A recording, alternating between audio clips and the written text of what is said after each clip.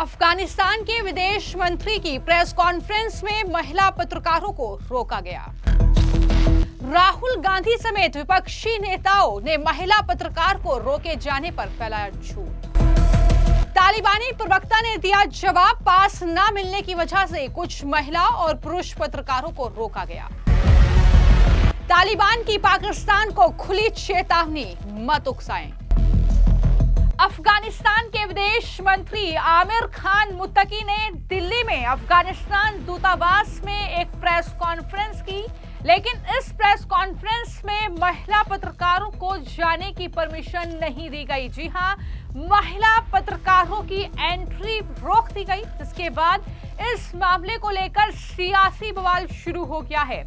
विपक्ष ने इसे एक बड़ा सियासी मुद्दा बना लिया है।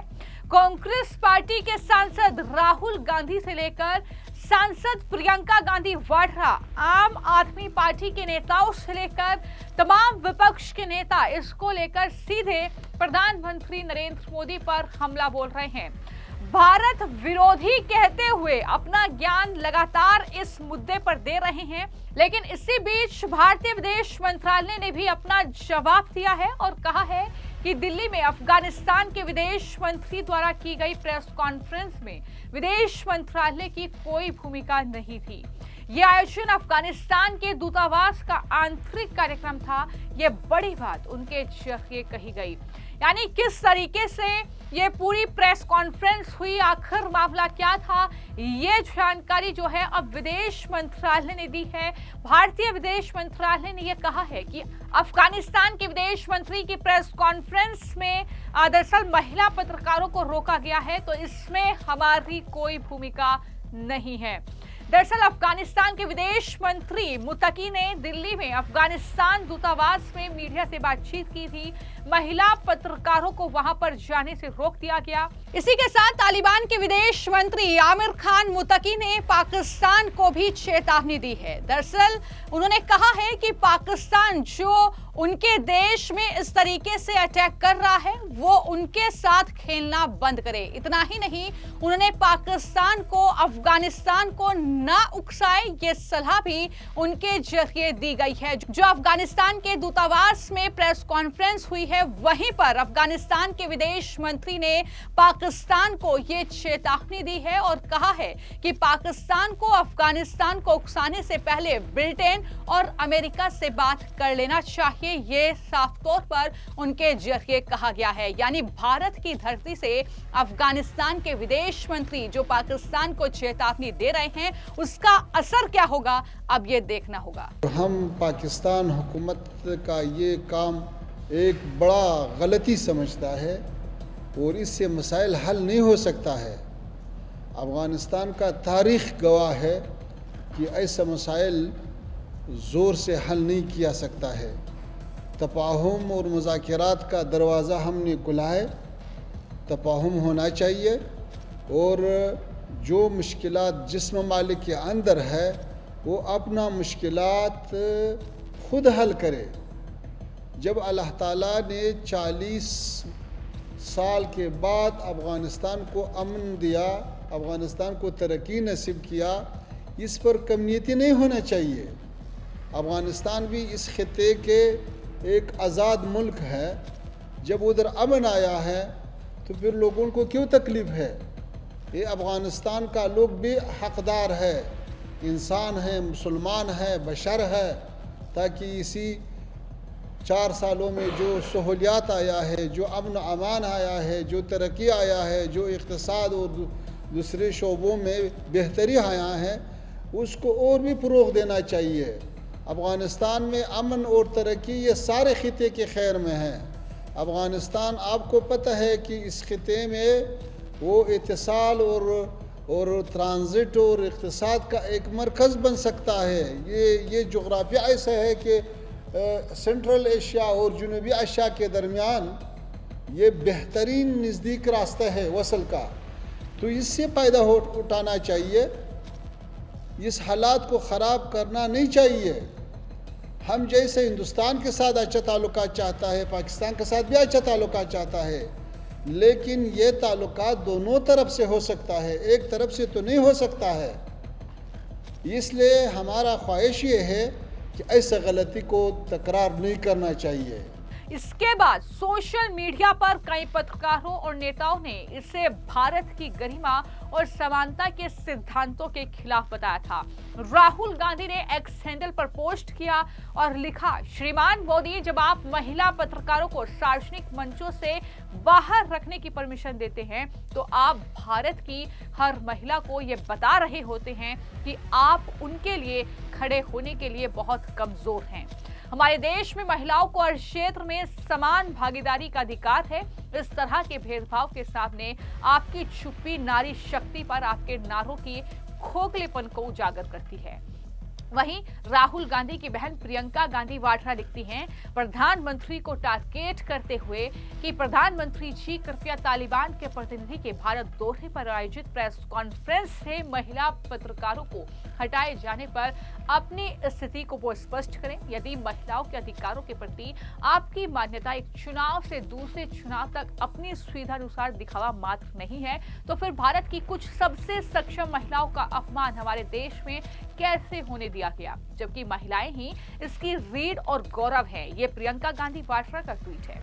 हैरानी होती है इन पोस्ट को पढ़कर कि आप कैसे ये दोहरा रवैया महिलाओं के प्रति अपना सकते हैं। जब राहुल गांधी की भरी प्रेस कॉन्फ्रेंस में एक महिला पत्रकार का अपमान होता है और खुद राहुल गांधी ही महिला पत्रकार का अपमान करते हैं तो पूरा विपक्ष चुप्पी साध लेता है। लेकिन किस तरीके से ये तालिबान की प्रेस कॉन्फ्रेंस थी और उनके इस्लामिक रूल के मुताबिक वो दरअसल इस तरीके से महिलाओं को एंट्री नहीं देते, तो ये पूरा मामला था जिसको लेकर महिला पत्रकारों को वहां पर रोका गया था। खैर, इसके अलावा सुप्रिया श्रीनेत ने भी जो है हमला बोला है। कांग्रेस पार्टी की प्रवक्ता हैं और कहा है कि तालिबान विदेश मंत्री ने भारतीय महिला पत्रकारों को अपनी प्रेस वार्ता में प्रतिबंधित किया। मोदी सरकार कायरों की तरह चुप नहीं रह सकती, जवाब दें आखिर ऐसा होने कैसे दिया गया।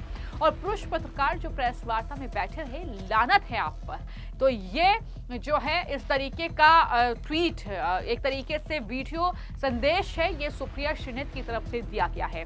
हालांकि पूरा विपक्ष लगातार इसे सियासी मुद्दा बना रहा है और प्रधानमंत्री नरेंद्र मोदी उनकी सरकार को घेर रहा है। इसी मामले को लेकर कांग्रेस पार्टी की नेता रंजीत रंजन ने क्या कहा है, किस तरीके से पूछा है कि क्या तालिबान रुख से ये देश चलेगा, क्या कहा मीडिया से बातचीत करते हुए, जरा सुनिए।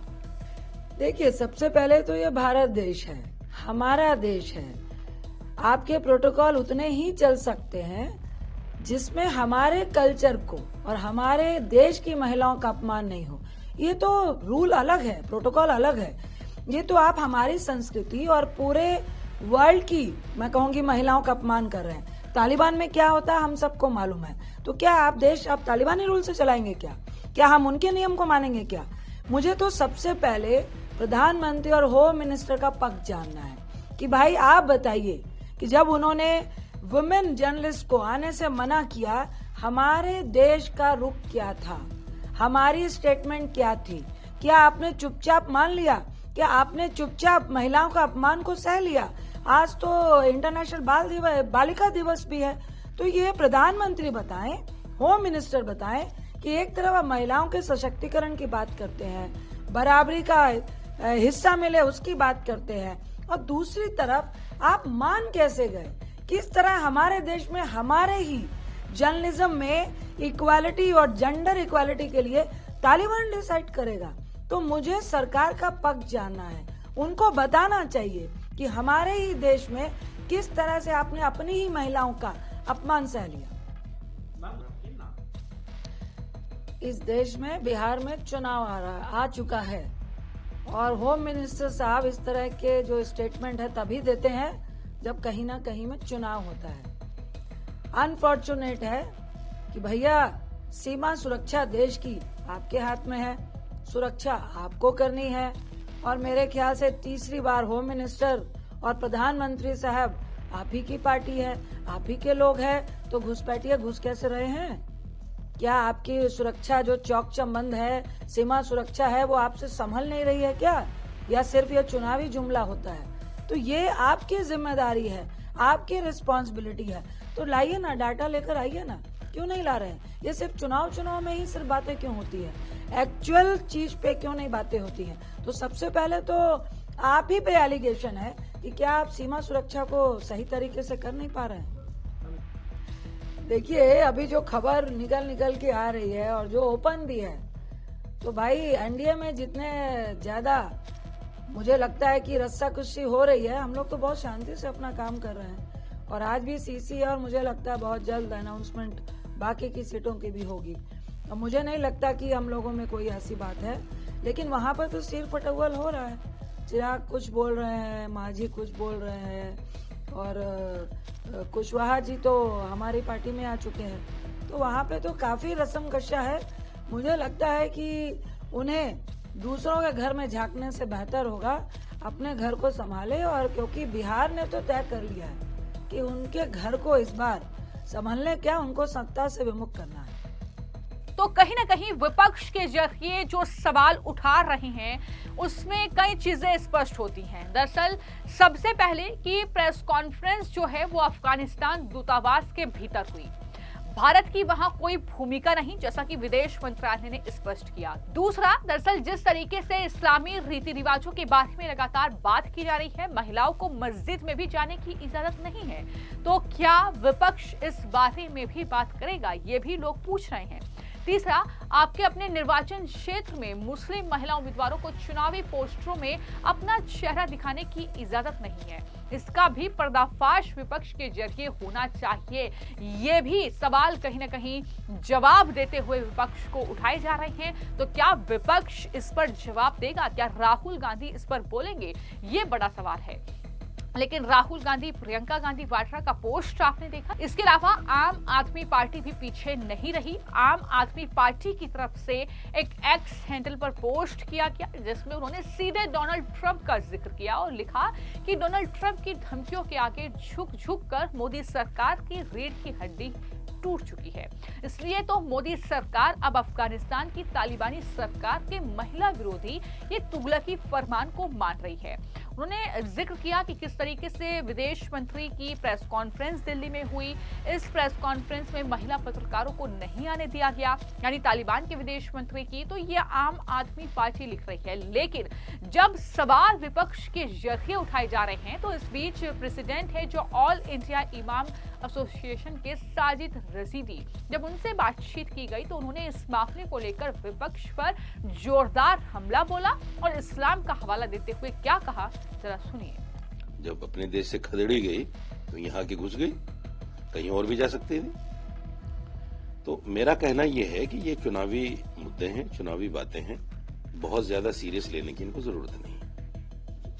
एक और अन्य सवाल है, क्योंकि उनकी प्रेस कॉन्फ्रेंस में बैन की गई, इस पर सवाल कांग्रेस उठा रही है। चिदम्बरम हो या फिर प्रियंका गांधी हो, उन्होंने भी सवाल उठाया। आपकी इस पर प्रतिक्रिया? प्रियंका गांधी और चिदम्बरम को ये बात सोचनी और समझनी चाहिए कि जिन मुसलमानों के वोटों का आप दम भरते हो, वो मुसलमान जिस धर्म को मानते हैं, जिस मजहब, जिस दीन को मानते हैं, उसमें औरत को देखना ये भी हराम है।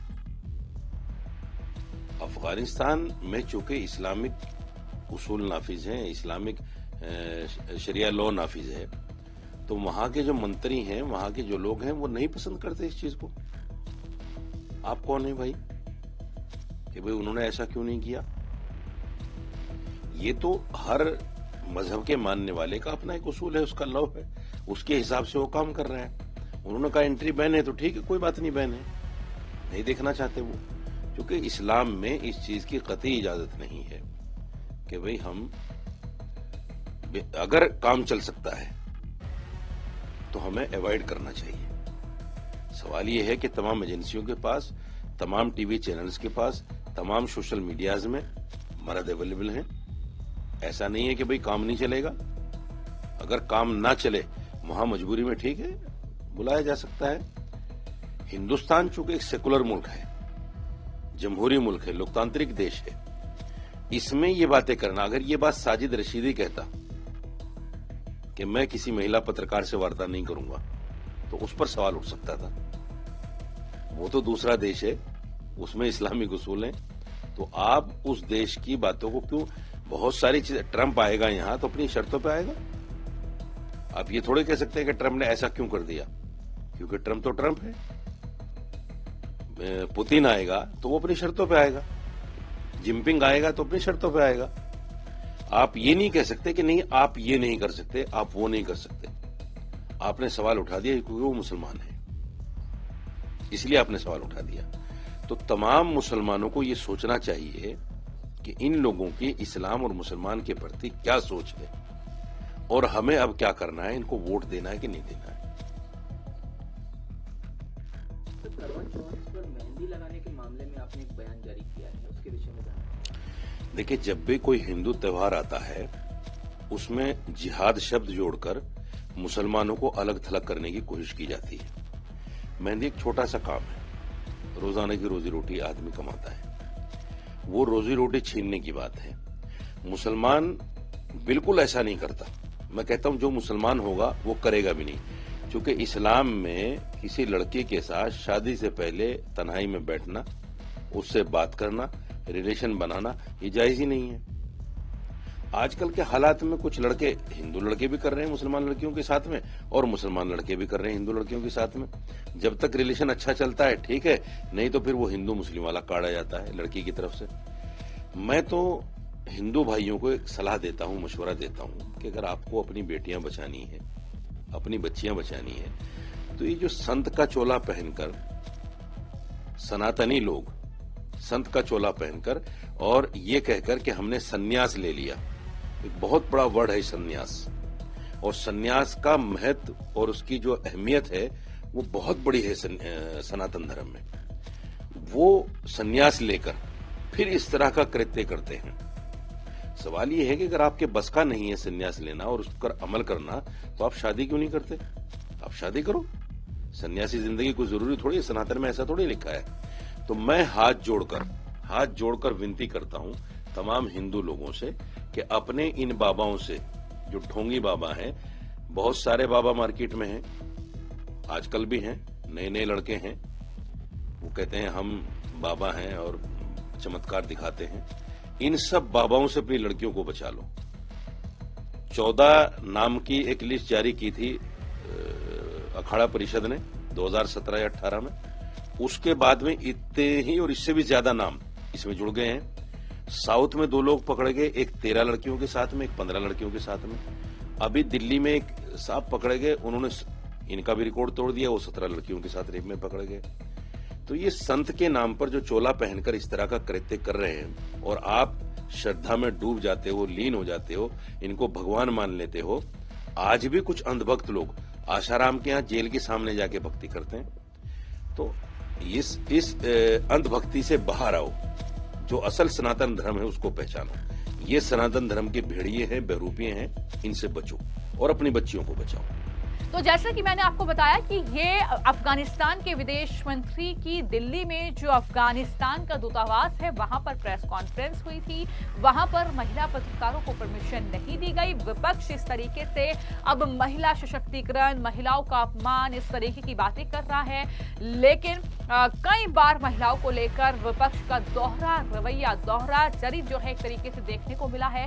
लेकिन इसको लेकर पूरा जो ये मामला है, भारतीय विदेश मंत्रालय ने स्पष्टीकरण दिया और कहा कि दिल्ली में अफगानिस्तान के विदेश मंत्री के द्वारा की गई प्रेस वार्ता में विदेश मंत्रालय की कोई भूमिका नहीं थी। ये आयोजन अफगानिस्तान के दूतावास का आंतरिक कार्यक्रम था। इस बयान के साथ सरकार ने यह भी स्पष्ट किया कि भारत सरकार या उसके किसी विभाग का इस प्रेस इंटरेक्शन से कोई संबंध नहीं था। ये स्पष्ट कर दिया है भारत की तरफ से। लेकिन वहीं पर तालिबान सरकार ने भी दरअसल स्पष्टीकरण दिया है। जिस तरीके का बयान चल रहे हैं, जिस तरीके की बातें हो रही हैं, तो तालिबान सरकार के अंतर्राष्ट्रीय प्रवक्ता ने भी ये सफाई दी और कहा कि ये जानबूझकर किया गया कदम नहीं था और इस बात को गलत ढंग से पेश किया जा रहा है।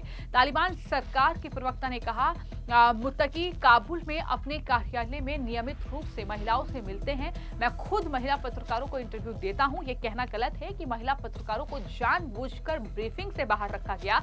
उन्होंने ये भी कहा कि केवल महिला ही नहीं, कुछ पुरुष पत्रकारों को भी पास न मिलने की वजह से ब्रीफिंग में शामिल नहीं किया जा सका। ये तालिबान सरकार का जवाब है।